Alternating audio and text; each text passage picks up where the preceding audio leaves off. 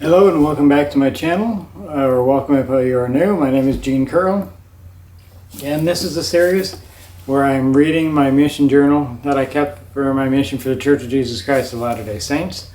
This is the 21st episode. If you haven't watched the other episodes, you may be a little bit lost, so you might want to go back and watch from the beginning. But I'm going to start off with reading where I left off last episode. Monday, September 15th, 2003. Clear, hot, light wind. I wrote letters today. We did laundry, shopping, etc. The O family called to cancel their appointment, and then Brother T called and said that he could not go with us this week because of work. So a lot of stress was taken off my shoulders. I called the K family about dinner, and they had to cancel for tonight. The zone leaders wanted to bring someone to inspect our pad, but did not want us to be there, so before we left, we locked everything up because we did not trust the zone leaders. One time they came in the pad and went through stuff, and besides, I don't trust anyone who wants to come to my house but insists that I am not there when they come. If they were up to any good, they would not wander around while we were gone, or would not want to come when we were not home. We had dinner with Jason and spent the rest of the night with him. Jason gave us a ride home. The zone leaders left a message on our machine telling us to leave the place unlocked so that we should keep the place clean, and they have to inspect tomorrow because they could not get in today. Later they called and talked to Elder D, and then they called again, and I talked to them. Elder S got mad because I would not agree to leave the place unlocked. Tuesday, September 16th, 2003. Clear, hot, and windy. I studied this morning about faith and hard work and read a quote by President Ezra Taft Benson in which he said, "If you work hard, there will be no worrying about families, etc." And often, the general authorities has made mention that if you are doing what you are supposed to do, you will not worry about anything at home or anything that will happen after your mission. I work hard and try not to worry about things, but I can't help but worry, especially when the situation going on at home. I was told not to worry about telling my father that I had forgiven him, but I can't help it. I almost wish that the first time the president told me to write my father that I had written him instead of telling him more of the story and have him tell me that he would find out if he can write him. I really should have written him when I had the chance. We all went to the district meeting. I could not really think because I felt too anxious and could not hardly breathe after district meeting. We came back to the pad for lunch. Elder J and I had week plan and companionship inventory. I received my algebra book in the mail and a letter from Kayleen, and a letter from Heidi, and a letter from Nolan, and a letter from the B family. I could not have received these letters at a better time because I was pretty down and they cheered me up. We visited the bishop, then the S family, then stopped by to Jason's set an appointment, and then we had dinner with the B family. Brother B is not a member. He is a retired Navy and really cool man, but does not want to join. He told us a cool story. A professor wanted to prove a point, so he bought in a gallon mayonnaise jug and filled it with the golf balls, and then asked the students if the jug was full. Everyone agreed that it was. Then he produced a tub of gravel and added it to the jug and asked if it was full. Everyone agreed that it was full. He then produced a bowl of sand and added it to the jug and asked if it was full. Everyone agreed that it was full. He then produced a couple of cans of beer and poured them into the jug. He looked at his students and said, "The golf balls represent the big thing in life that we must do first. The gravel and sand represent the smaller things. If we take care of the important things first, we will always have enough time for the small things." "What about the beer?" a student asked from the back of the room. "I'm glad you asked," the professor said. "There's always time in life for a couple of beers." We visited Sister T briefly and then went to Jason's and taught him the third discussion. We got home just before 9:30 p.m. Wednesday, September 17, 2003. It rained off and on half the day. clear and hot the rest of the day. I went on a team up with Elder L in Nanakuli on a bike. We teamed up with Brian and visited some inactive members, and then went tracking. Elder L and I ate lunch at McDonald's. I met Sister I from Waianae Ward at McDonald's. We taught a real solid lady today who told us she saw a vision that the Father and the Son are two different people. She said that she felt the Spirit when we taught her the Joseph Smith principle. Elder L wrote her address on a pass-along card and accidentally gave it away to someone.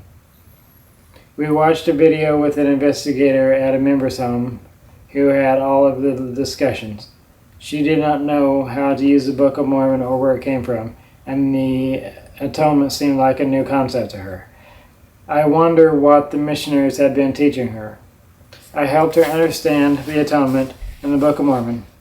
Elder L relied on me a lot today because he has only been out for 2 weeks. At dinner, I shared the dinner message. Earlier today, Elder L asked me how many flats I have had on my mission, to which I responded that I have never had a flat on my mission. About 3 hours later, after dark, I had a flat on Elder P's bike, and we had to walk to the bishop's house. From the bishop's house, we walked to a recent convert's house and taught her one of the after baptism discussions. The lady is pretty cool, but also a little strange because she thinks that she can tell people the future. I met Sister C, the Relief Society president from the Waianae Ward, at the bishop's house. The bishop gave us a ride to the pad. I did not bring any stuff for a sleepover because the Elder H was supposed to take me back to the Kapolei, but I did not get home until 9:30 p.m., so I had to sleep over. Clear hot. I'll say Thursday, September 18th, 2003. Clear hot, very light wind. I was brought back to Kapolei during breakfast time. Elder J and I went to see Jason and did not leave until 2 p.m. We had lunch with him, and I tried to fix a few small electronic circuits for Jason, but he did not have any parts, so I could not. We came back to the pad right after we left Jason's because of the food. The food made Elder J feel sick to his stomach. I received a letter from Mom. We had dinner with the bishop, and I shared the dinner message. We went to Jason's and taught him the fifth discussion. Jason was sick and asked if I could make him some jello, so I did. The discussion went well, and Jason got most of the questions right. Friday, September 19, 2003. Clear and hot, light wind. We had a hard time finding anything productive to do this morning, and just walked around most of the morning. We had an early lunch at Jack in the Box, and only stayed for 15 minutes. On the way to Jack in the Box, we met the K family from the Waianae Ward. After lunch, we talked to Brother J at his surf shop.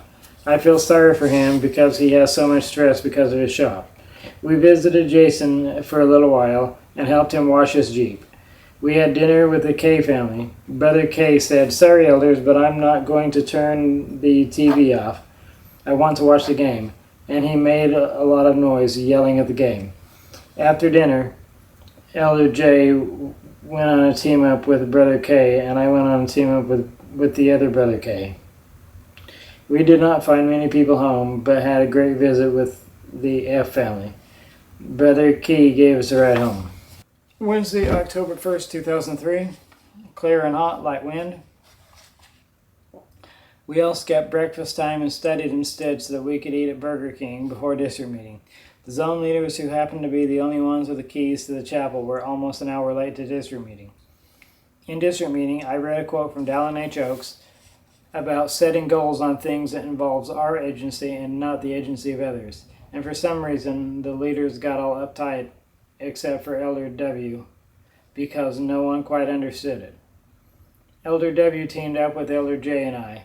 We ate lunch at the pad, we visited a few members, and then taught Jason the sixth discussion and Elder W interviewed him for baptism. We visited a ton of inactive and part member families and then had dinner with the W family. We talked to them for quite a while and then went to get gas and then came back to the pad. The assistant to the president left. I had a good time with Elder W today. A few people we went to see, when they opened the door, I realized that I knew them and that they were active members, but I could not put a name to the face. In district meeting, the assistant to the president gave a training on morning devotional and how we should do it no matter how long we've been out. Thursday, October 2nd, 2003. Clear part of the day, rain morning and evening after dark.